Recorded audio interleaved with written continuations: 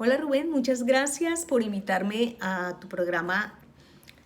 Y para dar respuesta a tu pregunta, pues te contaría que para nadie es un secreto que el trabajar por los derechos de las personas con discapacidad es una tarea ardua.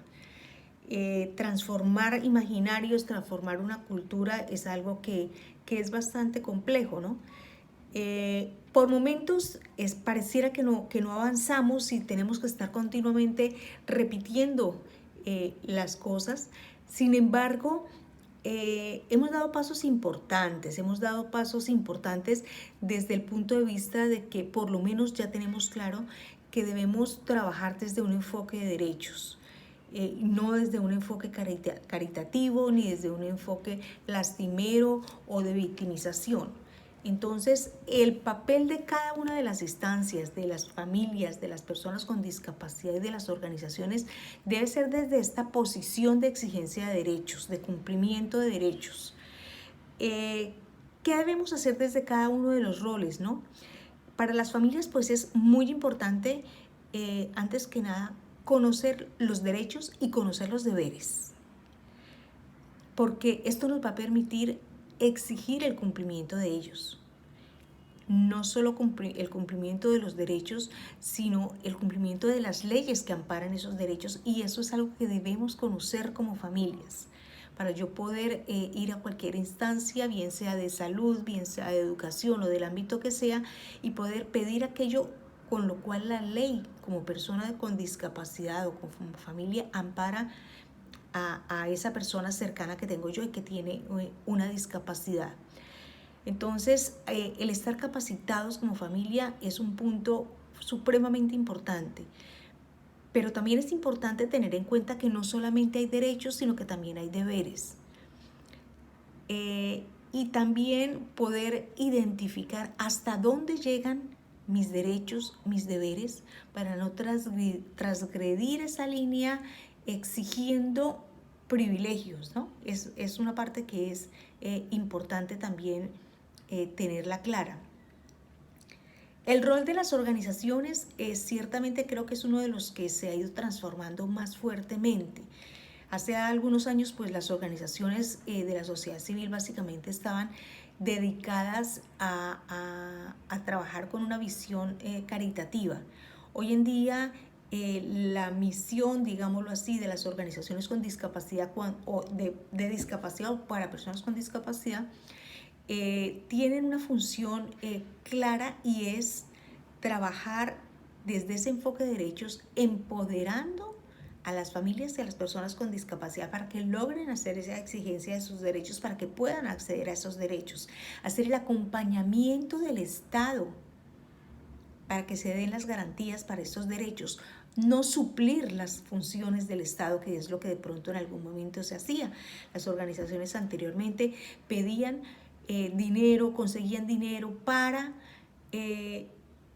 las personas con discapacidad, presentándolas como las personas necesitadas, incapaces.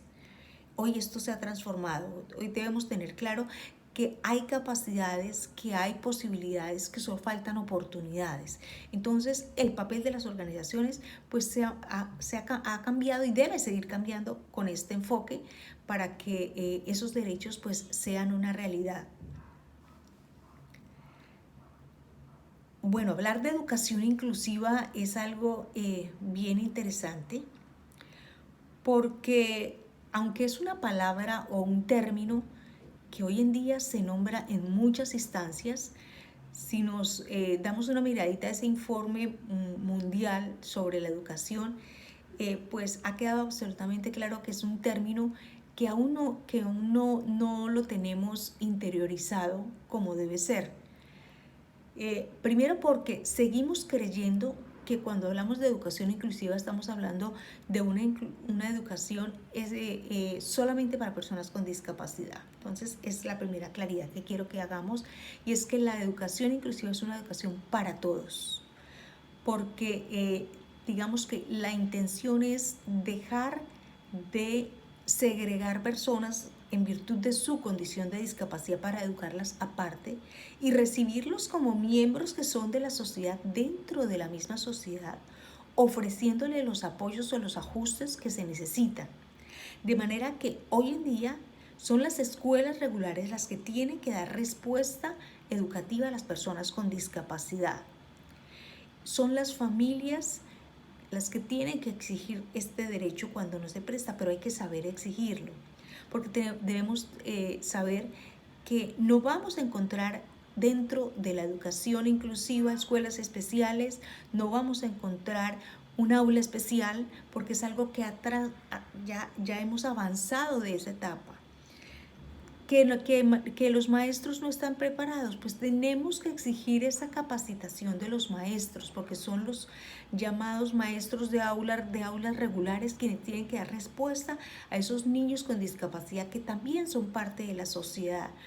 Y desde instancias mayores esto ya está en las normativas y siempre hay forma de exigirlo. Hay forma de hablarlo, hay forma de pedirlo y hay forma de exigirlo a través de la ley. Entonces es importante siempre tener claro este concepto de educación inclusiva hacia cual estamos transitando. No es un proceso hecho, en las instituciones nunca vamos a encontrar todo listo, porque la inclusión es algo que se va construyendo y que se va modificando en la medida en que van llegando nuevos niños a las instituciones educativas.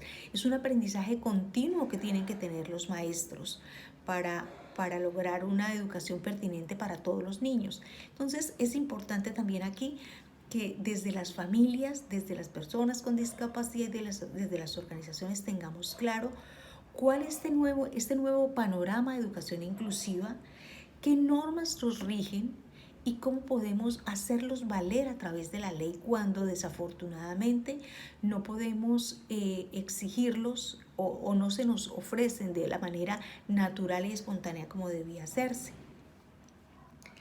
Esta es una época en que este tema de la educación inclusiva resuena mucho, porque es la época en que muchas familias desafortunadamente tienen que comenzar a deambular por las instituciones educativas, casi que mendigando un cupo en una institución, siendo un derecho. Entonces, es el momento en que tenemos que cortar con esto. Cuando se presenten este tipo de vulneraciones de acceso a la educación, pues hay que cuestionar al sistema para que abra las puertas, pero hay que saber cuestionarlo, ¿no? Para que lo haga dentro de los parámetros de la ley.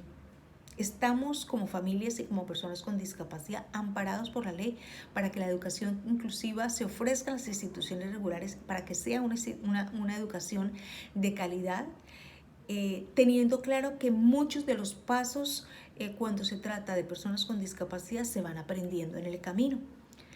Pero tenemos herramientas para exigirlo y es nuestro deber hacerlo. Claro, muchas veces preguntan qué podemos hacer o quién nos puede ayudar para la exigencia de estos derechos. Generalmente en todas las organizaciones, en todas las ciudades, digamos así, pues hay organizaciones que están trabajando en pro de estos derechos y que de alguna manera pueden guiar a las personas en la solicitud que deben hacer de sus requerimientos para la persona con discapacidad que tengan en su hogar o como personas con discapacidad también. De otra parte, pues sabemos personas también que de manera independiente estamos trabajando por el tema y que de alguna forma también orientamos a las familias. Entonces, esto no es una batalla que se da solos. Hay mucha gente, muchas organizaciones que estamos de la mano trabajando por el tema, y la invitación es a que toquen puertas cuando se presenten este tipo de cosas, toquen puertas de organizaciones, de personas que puedan orientarles en los procesos que deben seguir.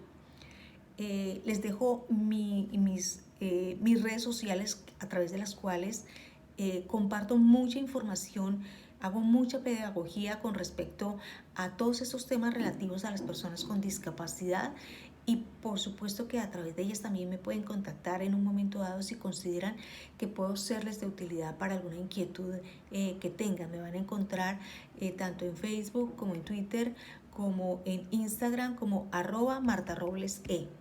Siempre estoy dispuesta y abierta pues para acompañar los procesos que haya en la medida de mis capacidades y por lo menos orientar a quien corresponda, a familias o educadores, eh, hacia las rutas pues que puedan ser más pertinentes. Espero pues con esto haber llenado las expectativas de este bonito espacio que hemos tenido hoy y agradecer por supuesto la oportunidad porque siempre es un placer participar de estos espacios para compartir con aquellas personas que están interesadas en ese tema. Es la única forma en que lograremos ir avanzando. Muchas gracias.